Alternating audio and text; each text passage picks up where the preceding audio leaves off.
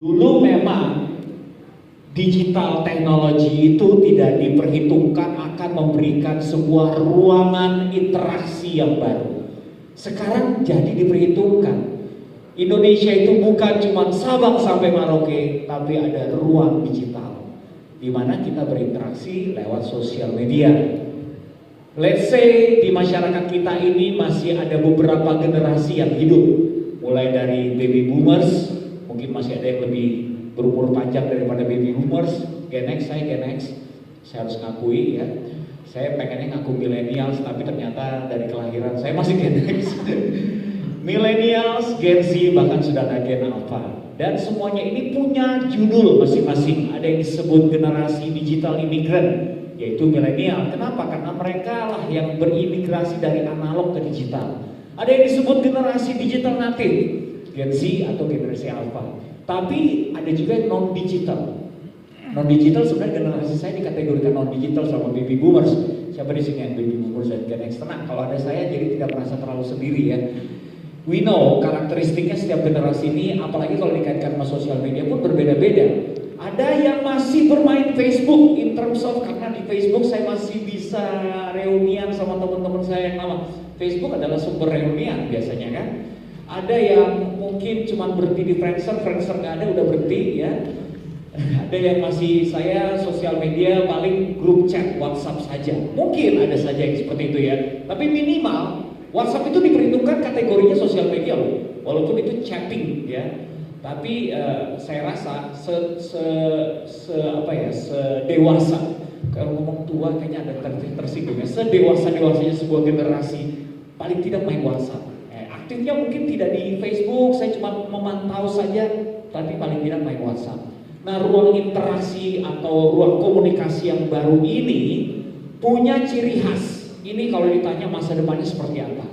Ciri khasnya sekarang lagi memfasilitasi para usersnya dengan yang namanya satu, numbers, nomor dua, perhatian.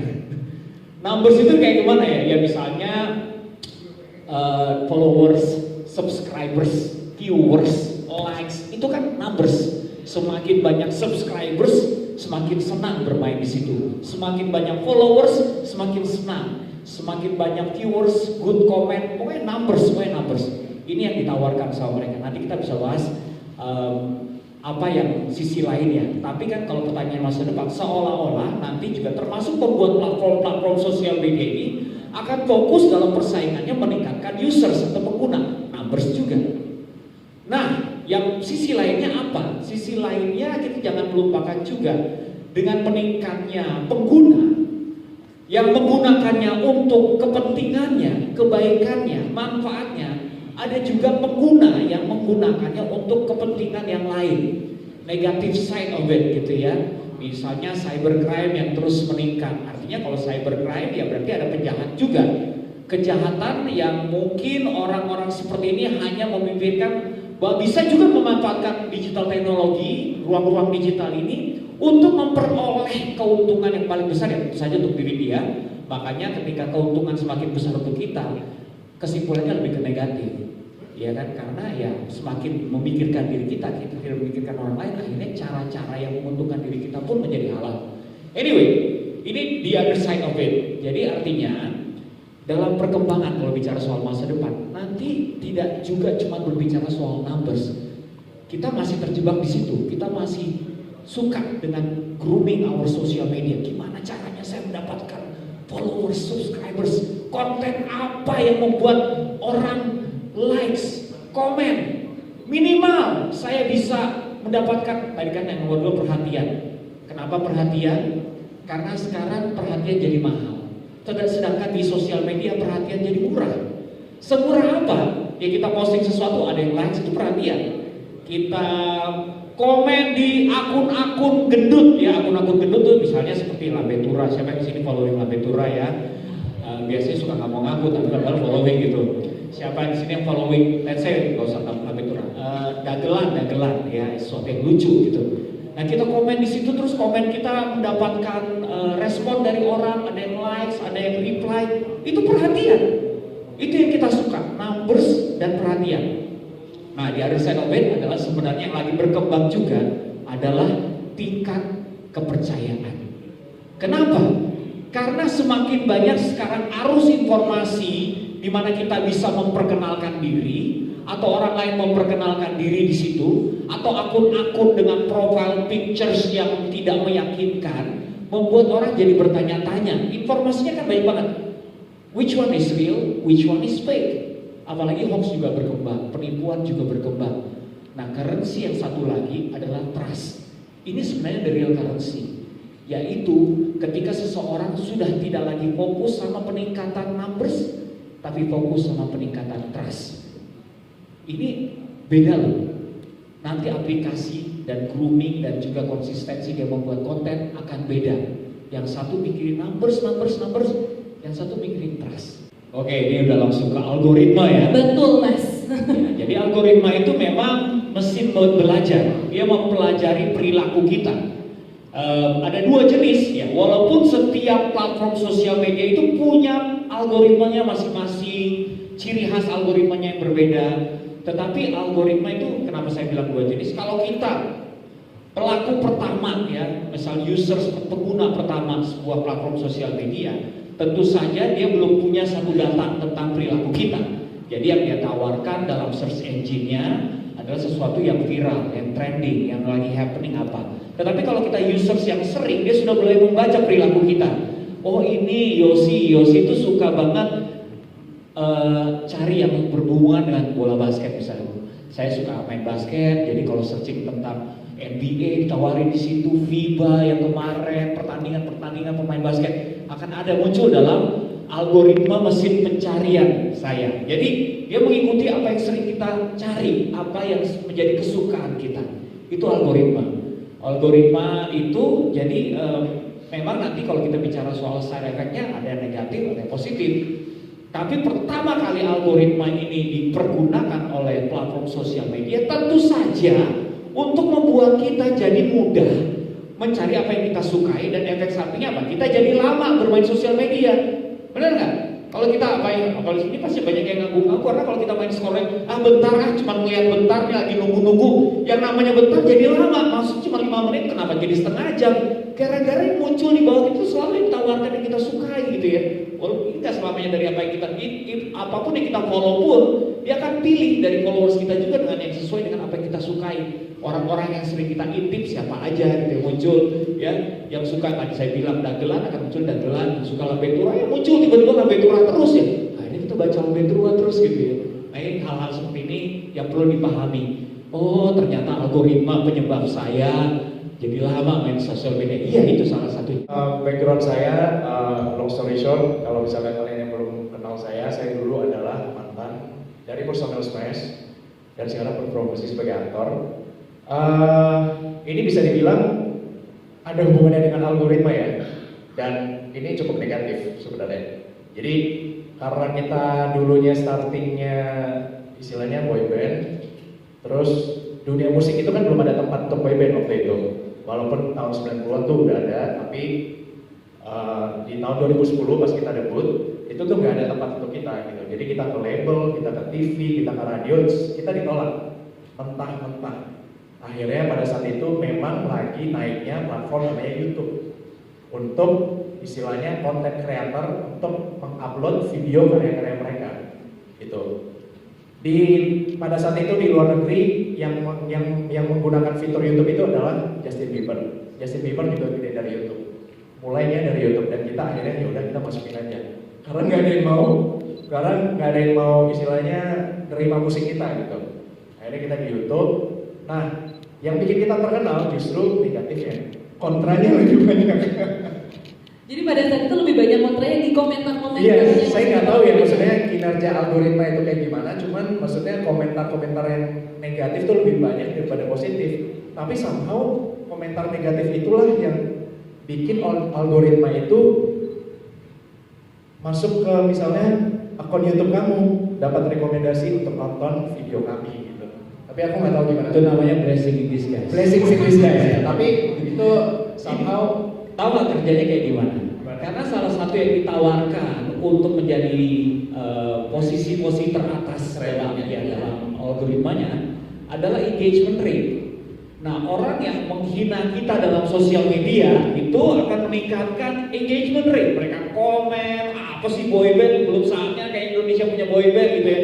Komen terus ya, haters muncul. Tapi secara positifnya, sisi lainnya adalah oh ini jadi ada engagement dan jadi ada hal seperti itu yang menguntungkan juga buat Smash pada saat itu. Bener ya apa yang dibilang Mas Yusi tadi ya, algoritma itu bisa positif somehow tapi juga bisa negatif ataupun vice versa gitu loh. Maksudnya walaupun ada dampak negatif tapi blessing in disguise juga buat kami gitu. Jadi bisa nyangkut di rekomendasi kamu. Dari ilmu kita bilang ilmu ya. Ilmu yang Mas Yusi kasih tadi, saya termasuk generasi migrasi sebenarnya. Jadi pada saat YouTube, waktu kita debut, waktu saya akhirnya masuk ke dunia entertainment, itu baru ada Twitter doang sih sebenarnya, Facebook dan segala macam. Jadi benar-benar generasi yang kalau YouTube kan audiovisual, tapi kalau Twitter itu kan dulu tulisan. Jadi makanya saya suka nulis caption, saya suka nulis saya suka nulis lah istilahnya gitu. Tapi untuk istilahnya adaptasi ke sekarang yang harus bikin video TikTok, itu kayak masih start is not my thing untuk sekarang gitu, karena menurut saya content creator itu tanggung jawabnya besar sih. Karena kan content creator itu kan namanya creator, dia membuat karya yang berupa gambar, tulisan, visual ataupun bisa 2 atau 3. Dan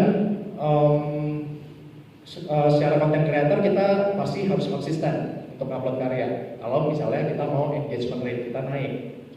Kita juga harus istilahnya belajar. Kita harus tahu target audience kita.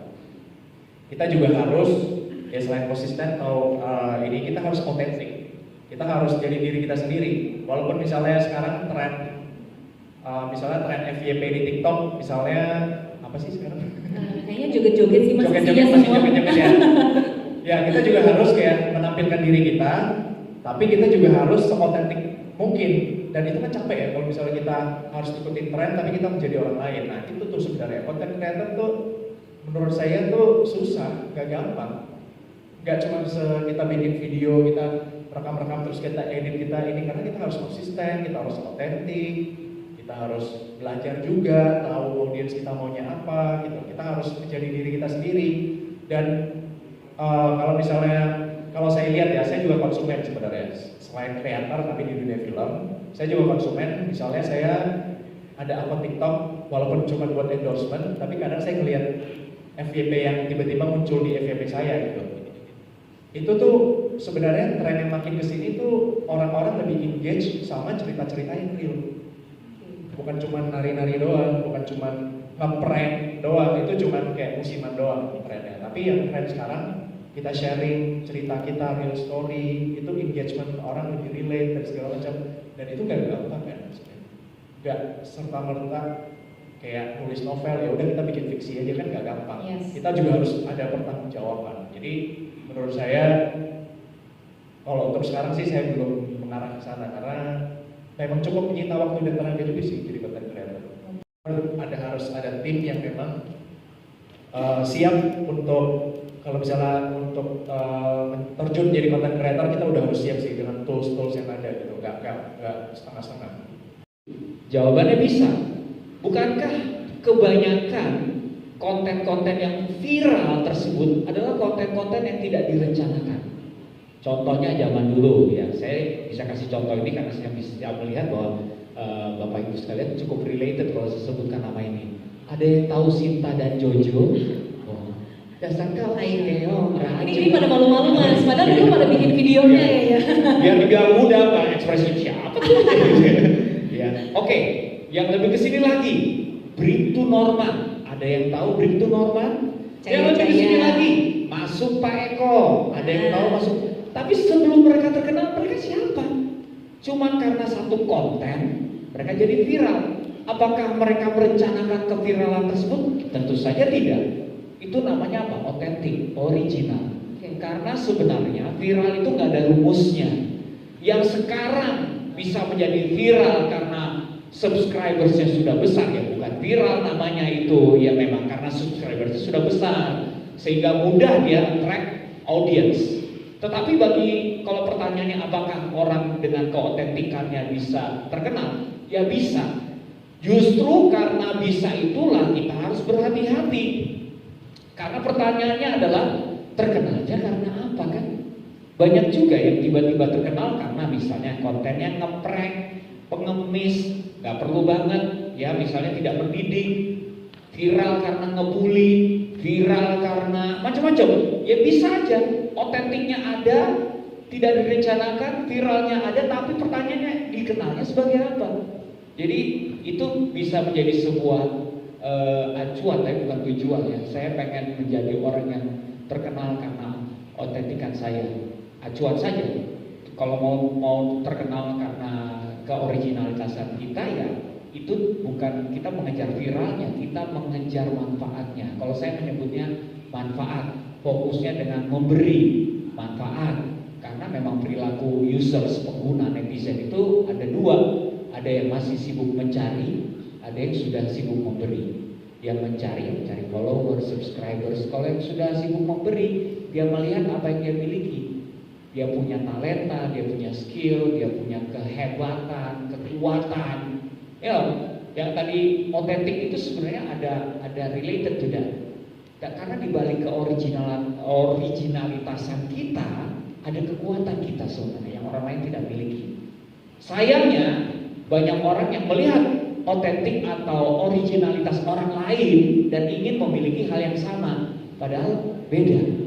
Tidak semua orang bisa jadi penyanyi, tidak bisa semua orang jadi aktor, tidak bisa semua orang misalnya jadi konten kreator yang nyinyir, kan banyak juga tuh ya yang nyinyir. Iya, kemampuan komunikasinya beda gitu. Ada yang suka Betawi-Betawian, buat pacar gue yang ini, nah misalnya gitu. Buat yang suka ini, nah itu kan Betawi-Betawi. Itu mereka memang sudah originalitas ada gitu loh. Backgroundnya juga seperti itu. Jadi betul jawabannya balik lagi, apakah otentik itu bisa membuat kita terkenal? Bisa, tapi hati-hati terkenalnya seperti apa. Sosmed itu ada korelasinya sama mental health ya. Tapi mungkin karena kami dulu mulainya jauh sebelum sekarang teknologi yang lebih canggih gitu. Jadi mental health-nya kita tuh udah teruji. Dulu kan belum ada undang-undang ITE, ya kan? Mau nggak mau kita telan sendiri.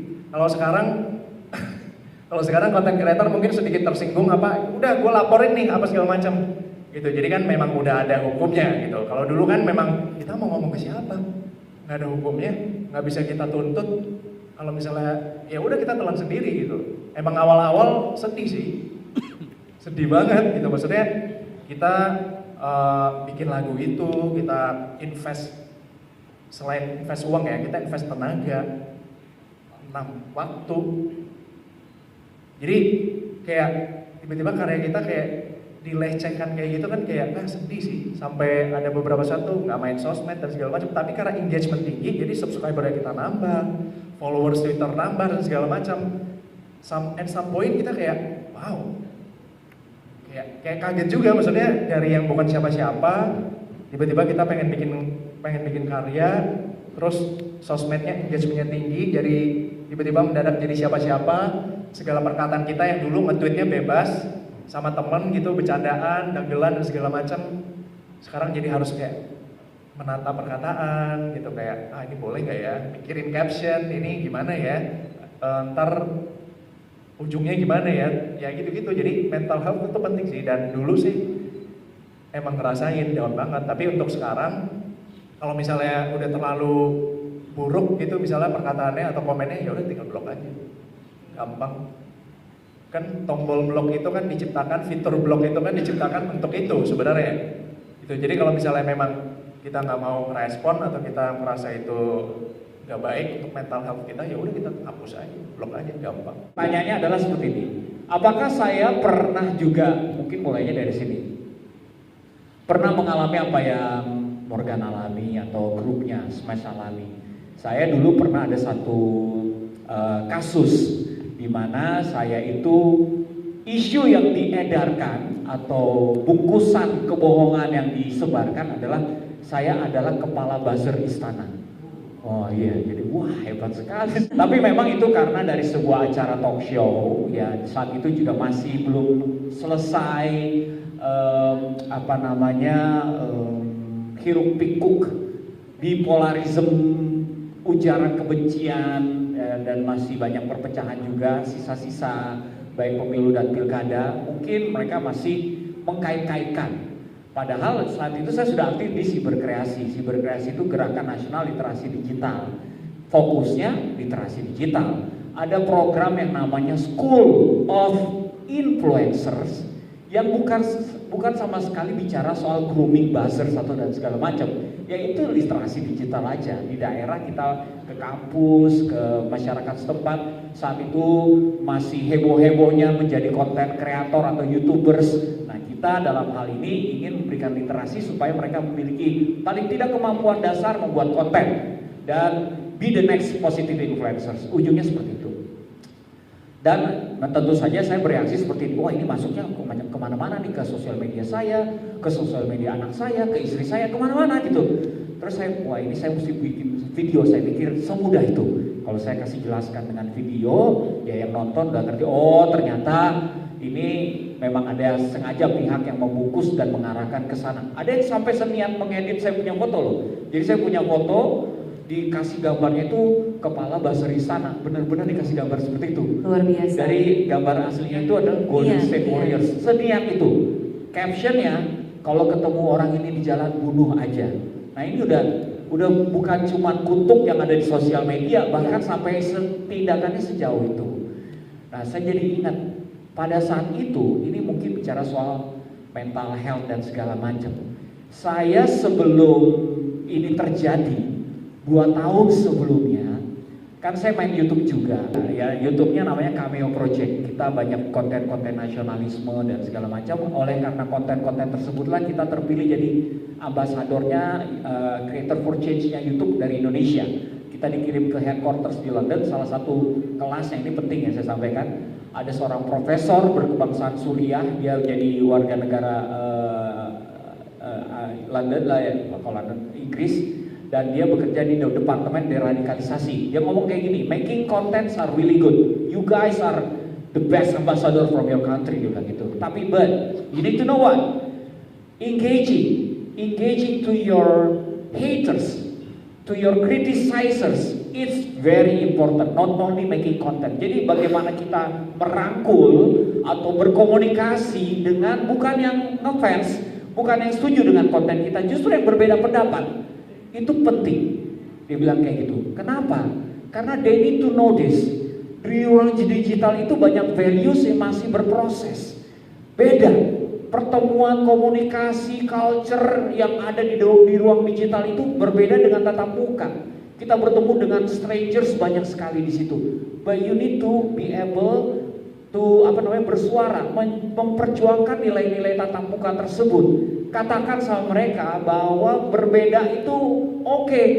Kamu gak setuju dengan konten saya, oke. Kamu tidak harus setuju. But remember this, dia bilang gitu. Karena kamu dan saya, because you and I are one blood, one country. I love you for that.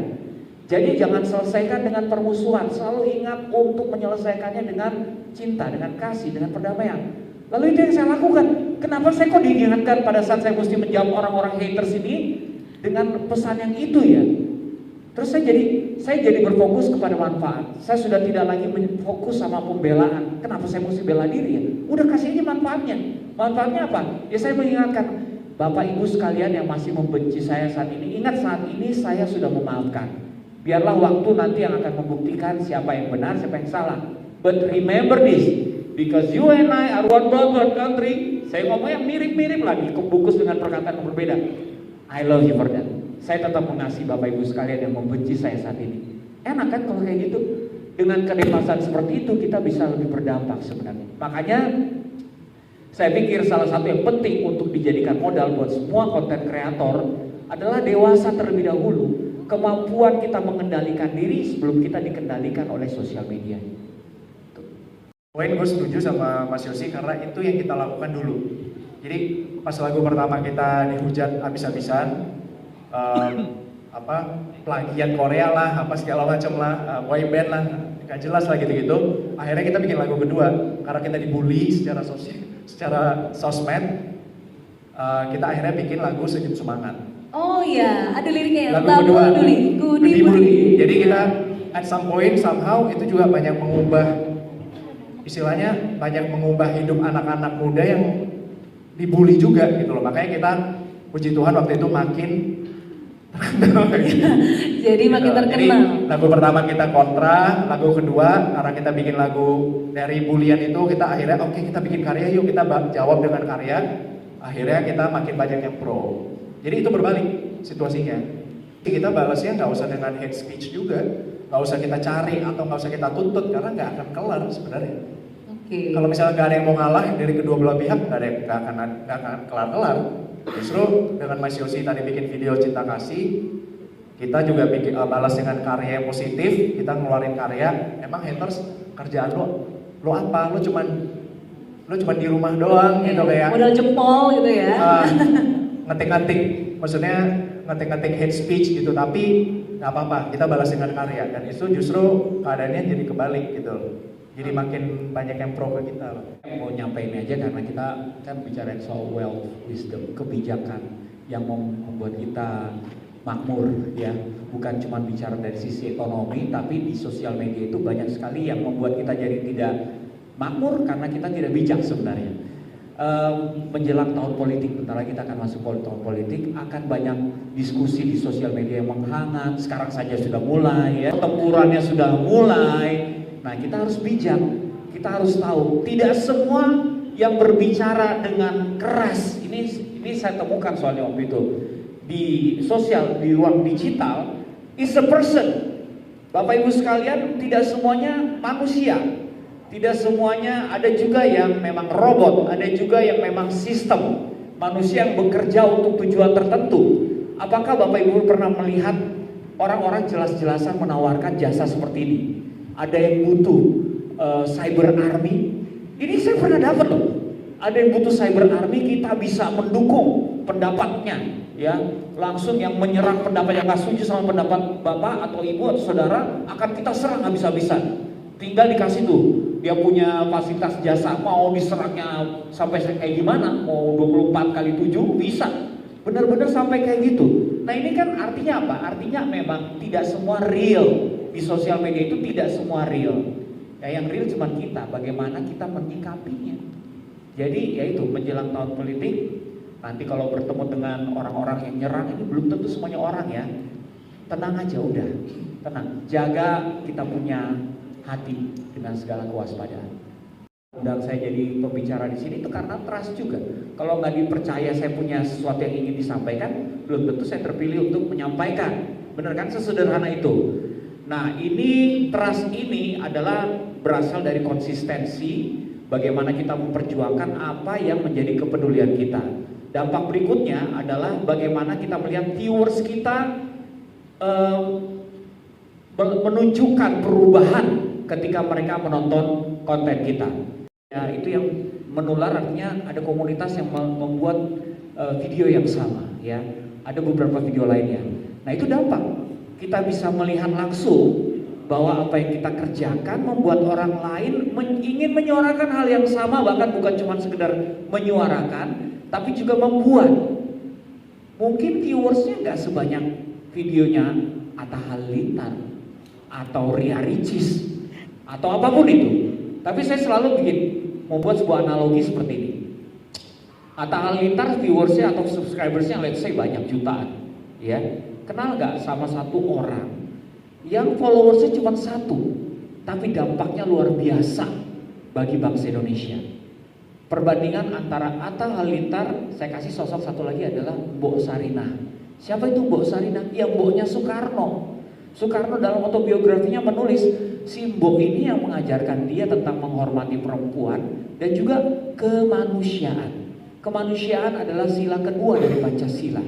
Mbok Sarinah ini ada gedungnya di Jalan Tamrin, Gedung Sarinah Tamrin. Followersnya cuma presiden, tapi pengaruhnya untuk satu bangsa Indonesia, bahkan perjalanan bangsa kita. You know, ini artinya apa? Jadi jangan cuma fokus sama numbers, fokus sama dampak dari pesan yang kamu kasih. You never know, kamu cuma, Kak saya main sosial media, follower saya cuma 50, itu juga 49 keluarga semua. But you never know siapa di antara mereka yang akan menjadi apa di kemudian hari kan. Jadi fokus dengan apa manfaat, dengan pesan yang ingin kamu sampaikan. You never know, will grow and bawa kamu sampai kemana.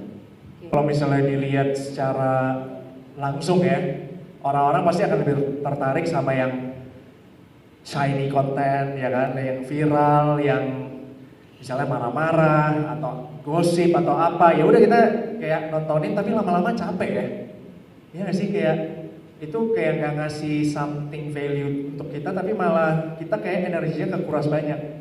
Makanya that's why nggak apa-apa juga sih kalau misalnya kalian enjoy atau misalnya tertarik nonton konten yang begituan, nggak apa-apa juga gitu. Cuman kalau dari personal experience saya, lama-lama saya jadi capek nontonnya gitu loh. Jadi capek, maksudnya mempengaruhi mood saya seharian. Sedangkan kita kalau misalnya kita mau berkegiatan kan kita harus positif gitu, kita harus mindfulness. Makanya sekarang lately saya lebih nyari konten-konten yang impactful gitu loh, yang misalnya bisa ngasih informasi yang valid, atau misalnya kayak let's say ya, gak usah yang receh-receh deh, saya misalnya lagi pengen masak di rumah gitu loh, cara masak misalnya Indomie hack, ya kan, itu kan simple banget gitu, kayak Indomie semua orang bisa masak mie instan gitu, tapi kan mereka khusus bikin Indomie hack, seolah-olah mereka tuh kayak ini Indomie yang paling enak gitu loh, ini caranya gitu loh. Padahal pas gue nonton, tapi gue terhibur gitu loh, dan pas gue baca komennya relate. Jadi menurut saya konten yang sukses itu ketika di komen itu banyak yang relate, banyak yang bisa ngambil dampak positifnya. Seperti konten ini juga, menurut saya konten yang sukses sebagai konsumen, saya juga bisa merespon. Jadi mungkin anak-anak SD Ponorogo itu senang muncul nasionalismenya, jiwa nasionalisnya, dan saya ingin merespon, berarti kontennya sukses. Bisa membuat saya bergerak gitu loh, untuk mencari manfaat atau misalnya mengaplikasikan informasi baru yang saya dapat. Bukan malah saya capek, saya malah ke bawah moodnya nggak enak. Banyak orang yang melupakan bahwa ruang digital adalah ruang yang berbeda dengan tatap muka, sehingga akan berbeda ketika hadir di ruang digital ataupun secara tatap muka. Contoh yang paling sederhana bagaimana? Contoh yang paling sederhana dalam hal values, culture, even dalam hal menghormati orang lain, menghormati lambang-lambang kenegaraan. Coba di sini siapa yang pernah hadir di webinar ketika Indonesia Raya tanpa disuruh menunjukkan sikap hormat? Pasti nggak semuanya, karena belum diterjemahkan, didefinisikan sikap hormat secara digital itu seperti apa. Dan masih banyak yang belum kita mengerti di ruang digital itu bagaimana menghormati orang lain, menghargai orang lain. Karena apa? Karena kita masih nyaman, kita masih berpihak kepada kenyamanan kita. Kalau saya bisa matiin kamera, kenapa saya mesti hidupin kamera? Padahal dalam tatap muka, kalau kita ngomong sama orang lain dan orang yang menengok kemana-mana, kita merasa lu gak sopan, ya kan? Jadi ada hal-hal yang masih berproses. Saya bilang ruang digital itu berproses. Tetapi mereka yang secure, nah ini kebijakannya ya, secure, tahu siapa dirinya, dia akan bagaimana di ruang digital, dia akan sama di ruang digital sama di tatap muka. Ketika dia menyadari, oke, saya bisa, sinyal saya bagus, saya bisa menunjukkan wajah saya bisa menunjukkan antusiasme saya kalau mau makan, saya tinggal izin chat, saya makan dulu, maaf saya matiin kamera, saya mau ke belakang, saya tinggal chat, saya mau ke belakang dulu, tetapi selama itu masih saya bisa perjuangkan untuk menunjukkan etika saya, kesopanan saya akan lakukan. Nah ini kedewasaan kalau menurut saya. Tidak semua orang akan nyampe ke sana karena semua orang masih nyaman di ruang digital. Perlu keteladanan, perlu inisiasi. Makanya mulai dari diri kita, internalisasi, bicara kebijakan kan seperti itu. Karena ruang digital itu ruang arus informasi yang banyak. Satu hal yang menjadi pilar literasi digital adalah etika digital. Yang lain budaya digital. Ini dua berbicara soal values. Banyak values yang memang harus komunikasikan, diingatkan lagi. Kamu itu siapa? Jadi lihatlah diri kamu yang sebenarnya dan jadilah diri kamu yang sebenarnya di ruang digital. Jangan pengen jadi orang lain. Jangan terlalu nyaman. Makanya penting untuk mendewasakan diri kita dulu sebelum kita hadir di ruang digital. Mendewasakan diri kita seperti apa? Ya secure. Kalau dalam kelas-kelas parenting ini menjadi penting. Kenapa? Orang tua sekarang punya peranan untuk Bukan gini, kalau saya nggak punya banyak waktu mengawasi anak saya main sosial media. Pertanyaannya, kamu punya cukup waktu nggak untuk melengkapi anak-anak kamu supaya mereka dewasa di sosial media? Karena kamu sudah tahu nggak bisa mengawasi dia. And then taruh sesuatu dong, supaya mereka ketika main sosial media mereka ada rasa tidak nyaman ketika mereka menonton sesuatu yang tidak pantas buat mereka. Ada nilai yang kita titipkan buat mereka. Secure. Banyak anak-anak yang gampang depresi, kenapa? Karena tidak dititipkan. Mereka tidak dapat perhatian yang cukup di rumah. Mereka berpikir, wah di sosial media tempat gua gampang diperhatikan. Ternyata enggak juga. Banyak teman-teman yang ngebully dia di sosial media. Dan bullying itu pintu gerbangnya bercanda. Pertanyaan paling tinggi di UNICEF adalah dua pertanyaan. Apakah teman saya ini bercanda sama saya, apa udah ngebully saya? Kok saya rasanya nggak enak ya? Pertanyaan yang kedua adalah apakah saya masih bercanda atau saya sudah ngebully teman saya? Jadi baik pelaku maupun korban kadang-kadang nggak sadar mereka sudah masuk ke dalam bully. Ya karena pintu masuknya bercanda. Saya dekat sama Morgan misalnya gitu ya. Morgan punya panggilan kalau sahabatan kan punya panggilan ini ya, ejekan ya. Which is dalam pengertian lain itu adalah bersahabat gitu. Yes. Misalnya panggil, monyet sini loh gitu. Saya nggak tersinggung, dia sahabat saya manggil saya monyet dari dulu. Saya panggil dia juga, bangke, ngapain sih lo? Sini lo. Dia nggak tersinggung karena kita sahabatan. Tetapi yang lucu itu begitu ada dalam ranah publik, orang-orang yang tidak dekat dengan kita pun ikut, bangke, si bangke. Apaan sih lo? Kita jadi merasa nggak enak kan? Nah itu contoh kok bullying gampang banget masuk ya.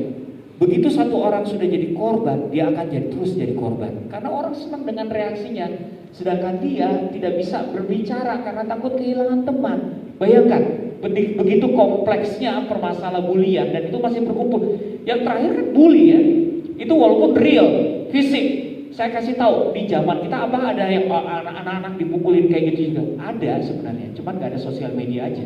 Ada banyak yang dipukulin di sekolah tuh banyak, cuman nggak ada sosial media. Cuman sekarang terlihat, cuman sekarang memberikan efek lain. Jadi semakin penting justru kita sebagai orang tua mendewasakan anak-anak kita sebelum hadir di sosial media. Dengan kata lain, kita yang belum punya anak, ya dewasa juga di sosial media sebelum bermain sosial media. Ya kita harus sayang sama mental health kita ya maksudnya. Dan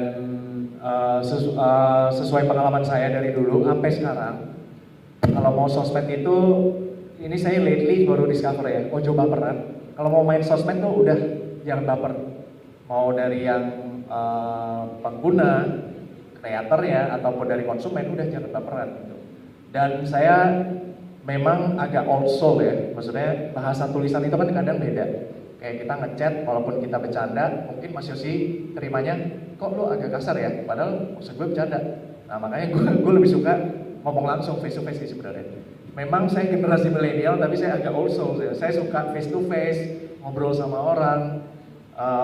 Karena saya dari ini kali ya, maksudnya saya dari Kalimantan gitu. Jadi ke-expose digitalnya tuh sangat belum pas SMA saya baru ke-expose dunia digital gitu. Jadi saya memang lebih nyaman di situ untuk ngobrol langsung, untuk berinteraksi langsung gitu. Jadi ya do's and don'ts-nya jangan baperan. Terus terkait bahasa tulisan tadi yang mungkin penerimanya yang akan kita sampaikan, kalau misalnya kita bercanda belum tentu dia nggak bercanda, ya kita berbijaklah dalam menulis di sosmed. Itu balik lagi ke public figure ya masing-masing ya. Kalau misalnya saya sih memang dari awal saya ngomong ke tim manajemen saya, kalau saya akan ngambil endorsement yang memang benar-benar bisa ngasih manfaat yang positif sih sebenarnya. Tapi kalau misalnya hal yang negatif yang menurut saya tidak masuk dengan prinsip saya, ya misalnya let's say saya nggak bilang mereka ini ya, cuman buat saya sendiri pribadi itu mungkin negatif dan memang udah salah. Seperti yang Mas Ari bilang tadi ya, kenapa saya harus promosiin? Maksudnya masih banyak cara yang lebih baik buat saya untuk misalnya nyari keuntungan, atau misalnya masih banyak yang lebih cara yang lebih baik, misalnya lebih positif. Saya bisa mempromosikan diri saya misalnya lewat karya-karya yang lain, dalam bentuk yang lain gitu. Jadi nggak harus terkenal karena viral juga, dampaknya juga nggak baik juga buat mental health gitu. Maksudnya itu kan cukup beresiko ya. Kalaupun misalnya itu aman, oke aman. Tapi sekarang kena kasus itu kan mental health juga gitu. Maksudnya nggak cuma buat institusinya gitu, tapi buat public figure juga mental health. Gitu. Jadi sebisa mungkin sih untuk sekarang gitu. Karena umur ya udah masuk 30-an gitu. Jadi saya lebih berpikir untuk nyari-nyari konten atau nyari project yang bikin mental health saya seneng juga dan itu positif gitu. Jadi, kalau saya sih enggak. Saya sih nggak mungkin ngambil. Preventifnya, ya itu balik lagi harus ada institusi ya yang ya somehow bagus sih. Maksudnya somehow sekarang naik jadi kasus sih itu mungkin bisa menyadarkan masyarakat kalau memang Bisa jadi naik ya. awareness-nya jadi naik kalau itu negatif, itu salah gitu. Tapi ya balik lagi ke public figure masing-masing sih ya, ngambil atau enggak kan itu bukan urusan saya juga gitu loh. Maksudnya kalau dari saya sih, dengan followers saya, dengan fanbase saya sih, mereka tahu saya nggak mungkin ngambil job seperti itu dan saya juga nggak mau mempromosikan itu karena itu kan juga nggak ngasih dampak yang positif juga buat saya gitu. Dan saya juga nggak judi online juga. Makin kesini juga karena itu tadi ya ruang digital juga sangat besar sekali gitu. Kita saringannya juga harus semakin bijak lah. Memang ujung dari literasi digital adalah bukan cuma sekedar memberikan edukasi dan informasi saja, tetapi baiknya adalah terimplementasi dalam sebuah perubahan sikap yang ingin dilahirkan apa dalam kewarganegaraan digital ini, yaitu satu kritis. Dulu orang yang kritis itu orang yang dibenci mungkin dalam pertemanan ya, protes, tapi sekarang ternyata dibutuhkan perilaku yang seperti itu di dunia digital. Kenapa demikian? Karena satu, sumber informasi belum tentu semuanya benar, itu udah pasti. Yang kedua, nilai positif aja di dunia digital jadi abu-abu. Saya kasih contoh, judi online. Mungkin kalau saya berusaha memahami teman-teman yang endorsing judi online, mereka mungkin dalam upayanya saya tidak tahu sejauh mana kekritisan mereka untuk mencari tahu informasinya tentang ini positif atau negatif. Tetapi bisa jadi karena biasnya dunia digital teknologi, sesuatu yang bermanfaat itu jadi, apalagi manfaatnya untuk dirinya sendiri gitu ya. Jadi peraturan yang belum terlalu jelas misalnya seperti itu, jadi dilihat sebagai abu-abu, dan kalau abu-abu masih oke ya. Saya pernah punya satu contoh kasus yang saya alami sendiri. Saya pencipta lagu, saya bisa bikin lagu, bisa bikin video. Dulu zamannya masih ada robot trading. Robot trading, saya pernah bikinin lagu untuk produk yang namanya DNA Pro di zamannya pandemi. Makanya waktu itu saya dipanggil juga ke kepolisian gitu ya. Tapi orang DPR bilang dia itu melakukan jasanya. Nah, saya juga punya pembelaan seperti ini. Pertama, satu yang minta memang ada personal side, sahabat minta tolong dong buatin lagu. Tapi tidak semena-mena saya langsung mentang-mentang diminta buatin lagu, saya tidak mencari tahu. Walaupun ada duitnya di sini. Buatin lagu buat apa, saya tanya. Saya ada di DNA Pro, dia tidak ada rasa takut memperkenalkan. And then setelah dia menjelaskan apa itu DNA Pro, itu adalah salah satu robot trading ya, bagaimana dia mengelola keuangan orang, tetapi ini berdasarkan perhitungannya dia. Ini dia punya tagline adalah orang jangan sampai maruk ya, yang penting sedikit-sedikit demi hari tapi ada keuntungannya, investasinya dijamin oke. Anyway, saya pun mencari tahu aturan mainnya di Indonesia seperti apa, apakah ini legal atau tidak. Nah, itu kritis. Saya tidak langsung terima jawabnya oke. Saya mikir dulu ya, saya cari tahu.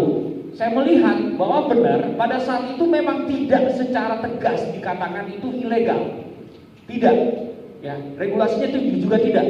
Dikatakan bahwa memang bahkan mereka punya grade untuk robot-robot trading ini. Ada yang dipercaya, yang semakin bagus, terbukti bisa mengelola keuangan orang, dia paling tinggi tuh grade-nya. DNA Pro ada di mana, dia pakai robot yang mana. Robot trading itu adalah kemampuan seseorang yang disistematiskan, dimasukkan ke dalam mesin pengelolaan dalam membaca perilaku trading. Dia tahu, oh saya sudah bisa nih, kecenderungannya seperti ini, saya masukin ke dalam sistem, jadikan robot. Nah itu yang kita tawarkan, seperti itu. Jadi sama hal jasa cuma udah dirobotkan, dan itu belum tegas di Indonesia, regulasinya saya udah cari tahu.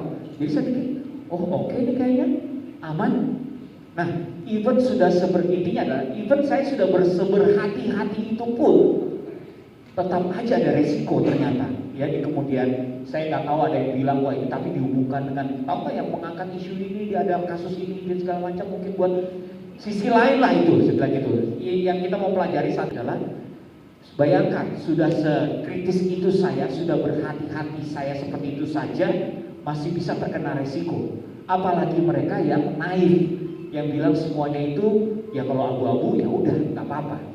Nggak bisa, kita ternyata masih harus lebih berhati-hati lagi di sosial media. Ya sedewasa itu, bagaimana merumuskannya, silakan Mas Ari merumuskannya. Bicara soal edukasi, ya kalau literasi digitalnya siberkreasi, anggotanya sendiri saja, kata data juga ada di sana kalau nggak salah ya, ABJI dan segala macam, beberapa kementerian, karena ini gerakan movement.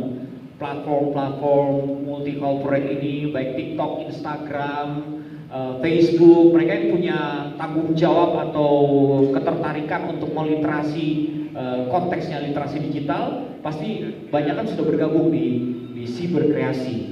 Nah, kita juga sama bergandengan tangan dengan Kominfo untuk literasi digital. Siberkreasi itu juga memenangkan untuk development building WSIS prizes, itu United Nations punya prizes. Kita terbukti bahwa kita mampu mengadakan sebuah perubahan melalui sebuah gerakan, movement. Tetapi literasi digital itu memang membutuhkan, kalau kita bicara soal Sabang sampai Merauke, ini membutuhkan banyak kolaborasi. Ada kegiatan yang bekerja sama dengan Kominfo namanya Makin Cakap Digital. Itu waktu kita pandemi kita lakukan secara online. Makin Cakap Digital itu ke daerah-daerah. Kita bekerja sama dengan ada 6 IO kalau nggak salah untuk menghadirkan audiens daerah. Ini pun masih PR. Jadi literasi digital perlu kolaborasi, artinya gini. Kalau misalnya tahu, oh ternyata bisa mendatangkan siberkreasi di daerah saya, ya lakukan itu. Jadi masyarakat diharapkan bukan cuma kegiatannya atau programnya yang proaktif, tapi masyarakat sebenarnya bisa proaktif juga. Karena literasi digital itu sifatnya inklusif. Inklusif itu jadi bukan cuma orang kota saja atau users yang paling besar di daerah mana, tetapi juga misalnya daerah T3 atau Manula atau saudara-saudara kita yang disabilitas, apapun. Kita akan coba untuk reach out dan mengadakan program, bahkan pendekatannya juga kita sesuaikan karena kita punya pendekatan literasi digital untuk Manula berbeda. Ya, jadi ini perlu untuk bisa membuatnya menjadi luas seluas-luasnya, tentu saja perlu banyak kolaborasi. Kita cuma bisa mengupayakan semampu kita, tetapi tentu saja ada saja daerah-daerah yang belum terjangkau. Kayak kemarin, bagaimana menjangkau daerah-daerah yang belum ada internet. Ini kita ngomongin literasi digital, di Indonesia belum semua loh ya terjangkau internet, belum semua sinyalnya bagus. Ada yang sudah terjangkau, internetnya masih mahal ya, segala macam seperti itu. Nah itu perlu kolaborasi. Waktu itu ada beberapa yang proaktif, nih contoh saja masyarakat daerah mana itu saya lupa, dia bergabung dengan tetangganya yang internet sudah masuk. Ya, jadi kelasnya diadakan di situ secara online. Sekarang sudah bisa kita melakukan kunjungan, tapi tentu saja proaktif itu kita perlu informasinya di daerah ini perlu nih. Saya berasal dari suku Baduy, saya berasal dari mana, itu perlu ada akses ke sananya. Untuk membuatnya semakin menjangkau masyarakat secara luas. Cara kerjanya seperti itu. Jadi ada yang kita berusaha mendekati, tetapi tidak semuanya karena keterbatasan sumber daya manusia juga, keterbatasan trainer. Kita perlu kolaborasi masyarakat yang juga proaktif menghubungi, minta supaya diberikan literasi digital di komunitasnya atau di daerahnya. Itu bisa dilakukan? Bisa. Itu sudah dilakukan juga. Sudah terbukti banyak yang proaktif. Bisa banget, ya. Jadi justru salah satu yang melibatkan saya gini, Kan kita memang berpikir bahwa impactful itu tadi saya sempat sampaikan tidak selamanya berbicara soal numbers ya.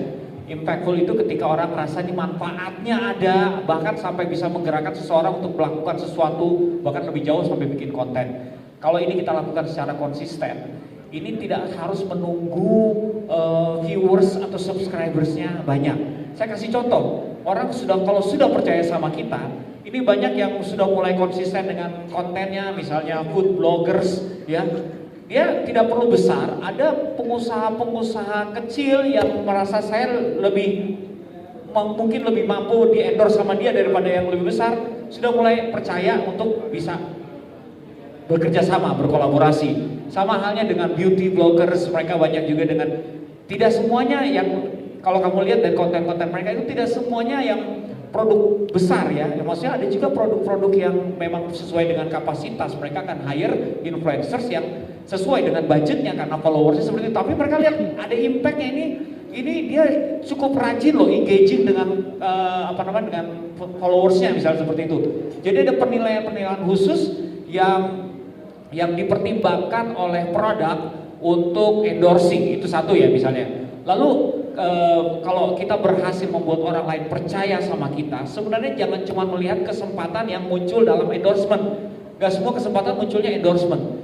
Misalnya kayak saya, kesempatan orang lihat saya bisa bikin lagu, banyak orang order lagu ya, tidak pekerjaan tidak di dalam sosial media, atau melihat kok kamu punya konsistensi bicara soal nasionalisme, gua ini nih punya acara kebangsaan, gua butuh narasumber.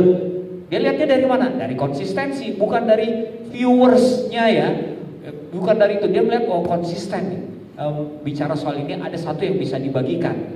I like the message yang diberikan. Jadi karena konsistensi, salah satu konsistensi kenapa saya ada di Siberkreasi, ini ceritanya lucu juga. Karena saya suka buat video-video kolaborasi melibatkan teman-teman public figure. Salah satu itu saya pernah melibatkan Marcella Salianti di salah satu video judulnya Campaign Damai gitu, 3 Persatuan Indonesia. Dia waktu pembentukan Siberkreasi ingat ketika teman-teman bilang coba cari konten kreator untuk dilibatkan. Ingatnya saya karena saya pernah mengajak dia bikin video. Nah itu kan bukan dari viewers, dari konsistensi, dari apa yang mengerjakan, menyuarakan apa yang kita pikir itu penting untuk diperjuangkan. Jadi banyak kesempatan yang akan muncul begitu kita berhasil membuktikan orang dan percaya sama kita. Saya juga orang tua. Nah ini masalahnya begini, anak Gen Z dan generasi Alpha, apalagi SD, semakin kesini Gen Z, Gen Alpha, reasoningnya semakin kuat, digital native. Kenapa? Karena mereka akan bertemu dengan sumber informasi bahkan lebih banyak daripada orang tuanya. Hal tersebut akan membuat, ini yang paling penting, orang tua kadang-kadang kenapa masalah digital itu meningkat dalam keluarga, ngobrol saja sama mereka jadi susah. Ya, kita sudah jump in to the correcting. Sedangkan mereka masih bermasalah dengan connecting. Orang tua tidak bisa connect sama mereka, tidak nyambung. Ngomong apa sih mama aja nggak ngerti kalau saya ngomong T-Series, PewDiePie, apa itu? Itu YouTubers nomor 1, nomor 2 dunia. Oh YouTubers gitu ya. Jadi to be able to connect, we need to be able to jump into their digital world. Digital world mereka apa? Digital bubble mereka. Ini sederhana itu. Karena supaya kita bisa nyambung ngomongnya, kita harus tertarik dulu dengan apa yang mereka sukai. Ya, betul. YouTube platform yang menawarkan berbagai macam jenis kreativitas, tetapi di situ juga nilai-nilai jadi baur, jadi perlu pengawasan. Ya, let's say anaknya suka gamers. Ini memang ngomongin ini saya berusaha jawabnya cepet aja ya. Sebenarnya ini 1 jam sendiri ini menjelaskan berarti. Anaknya suka gamers, dia nonton berbagai macam gamers. Ya, gamers punya banyak konten. Gamers tidak semuanya ngomongnya dijaga. They have their own language, communication. Gamers swearing, masalahnya swearing, mengumpat itu salah satu language yang mereka nyaman. Kalau mereka main kan, waduh, monyet masih halus. Banyak yang lebih, bukan cuma monyet ya, banyak yang lebih kasar-kasar lagi. Lalu kita kaget, tiba-tiba anak kita ngomong sama kita, kamu dapat kata itu dari mana? Dari YouTube. Nah, selama kita tahu keterbatasan kita mengawasi, susah kan? Tapi mulainya dari situ. Pertama, kita tahu apa yang dia sukai. Artinya kita punya PR untuk mempelajari digital world-nya dia. Kalau anaknya remaja gampang, kita masuk ke algoritmanya, pinjam handphone, kita lihat sosial medianya, oh dia suka searching yang mana, oh dia suka searching makanan, berarti anak saya ini suka makan, oh suka ini. Kadang-kadang sesuatu yang kita tidak ketahui, kenapa kamu suka tempat-tempat liburan, jangan-jangan anak saya suka liburan. You know, karena dari algoritmanya lebih jujur, dia cerita sama mesin sosial medianya lebih jujur daripada orang tuanya. Itu dia karena belum connect sama orang tuanya. Jadi PR kita connect dulu, cari tahu kesukaannya. Jangan sampai mereka pasti kaget, tiba-tiba kita tanya kamu suka games apa, terus kita kerjakan PR kita, oh games itu kita googling, oh tokoh-tokohnya siapa aja, oh ada yang namanya ini, terus ibu Toto ngomong sama anaknya, kamu suka tokoh yang mana, suka sini ya, hah kok tahu? Tiba-tiba dari kau tahu itu kita bisa masuk ke yang lain gitu. Actually banyak konten-konten juga yang bisa dipinjam untuk mengedukasi. Salah satunya konten sex education. Sebelum anaknya nonton pornografi, orang tua bisa menggunakan YouTube, cari konten sex education yang sesuai umur, banyak yang bagus sekali pendekatannya. Jadi ini bukan cuma masalah kebebasan mereka searching, kadang-kadang mereka mencari tahu karena informasinya belum dikasih tahu sama orang tua. Sedangkan anak-anak sekarang, yaitu dia percepatannya lebih cepat. Kita dulu mungkin baru tertarik sex education umur SMP, SD, sekarang sudah sex education sudah diperlukan. Mereka sudah bertanya orang tua pada belum saat umurnya, dan orang tua bingung jawabnya gimana. Ya, kita pakai konten. Kita juga menggunakan dunia digital, visualnya mereka kan digital native untuk pendekatan. Konten untuk sekarang ya, kalau misalnya dilihat dari timeline saya di Instagram dan FYP saya sih masih banyak hoax ya, masih banyak informasi yang gak valid gitu. Kayak tiba-tiba di FYP saya, percaya atau enggak, tiba-tiba ada konten bumi datar gitu, tiba-tiba entah dari mana, saya juga bingung. Teori-teori konspirasi. Teori konspirasi, terus kayak banyak banget yang komen, kan saya kepo kan, yang komen juga banyak banget dan segala macam. Jadi apalagi sekarang menjelang mau pesta politik terbesar ya gitu. Jadi ya semoga sih para content creator bisa bijak dalam menggunakan dalam menggunakan platformnya untuk istilahnya menyuarakan pendapat atau misalnya bikin konten yang lebih baik lagi ke depannya gitu. Karena kan sekarang yang namanya batasan juga masih abu-abu ya, terus kita juga harus pikirin value yang bisa didapat dari konsumen. Jadi kita sebagai content creator juga nggak ngejar viralnya doang gitu loh.